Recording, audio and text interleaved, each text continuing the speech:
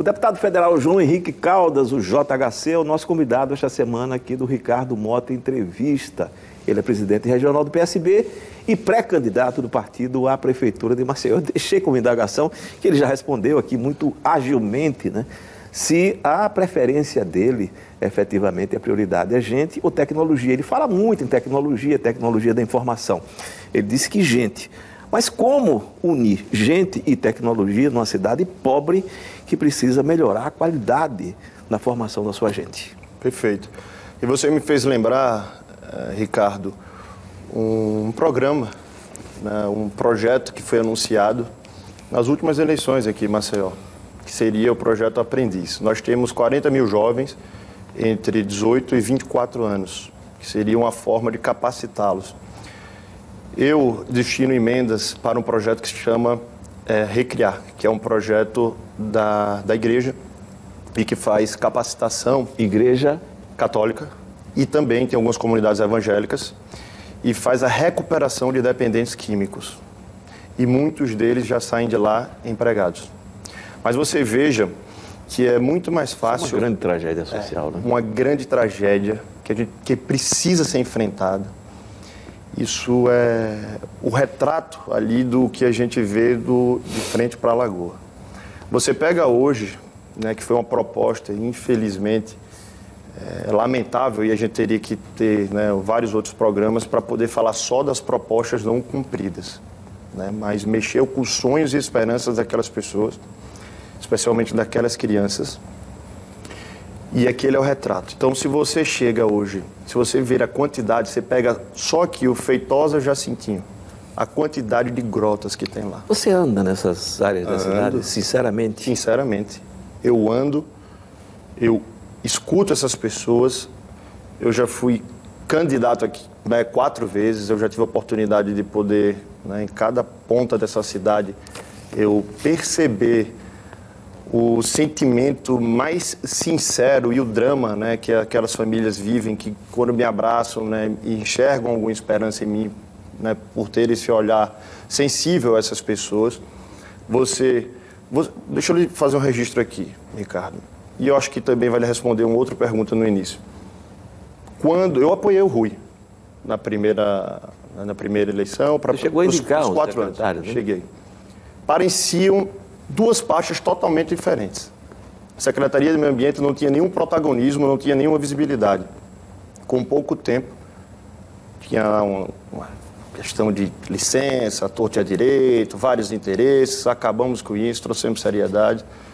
Claro que não na agilidade que ainda nós queríamos, mas demos um norte que depois pegou ali voo de brigadeiro.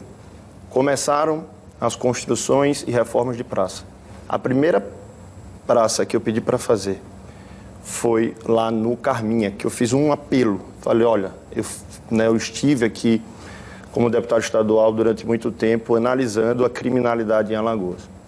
E tinha um caso, não sei se você lembra, de uma chacina que decapitaram uma mulher, colocaram a cabeça dela na estaca. Então, lembra? Terrível. Terrível. Então, são nesses lugares de extrema vulnerabilidade social que nós temos que estar presentes.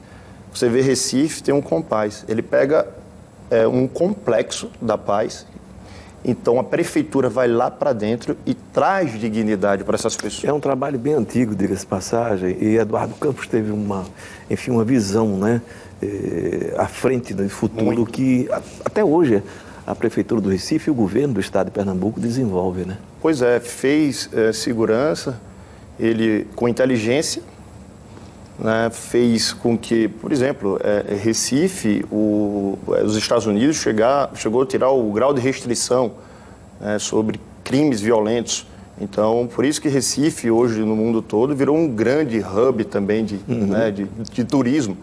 Então, a gente tem uma vocação extraordinária, né, para o turismo, Ricardo, e a gente precisa passar por esse processo de transformação. Mas aí você falou da questão, né, da tecnologia, você falou da questão de gente. Da educação. Eu lembrei, né, do projeto que não foi concluído, uma proposta que não foi concluída.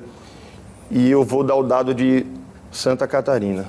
Hoje tem 60 mil postos de trabalho que foram gerados a partir da tecnologia.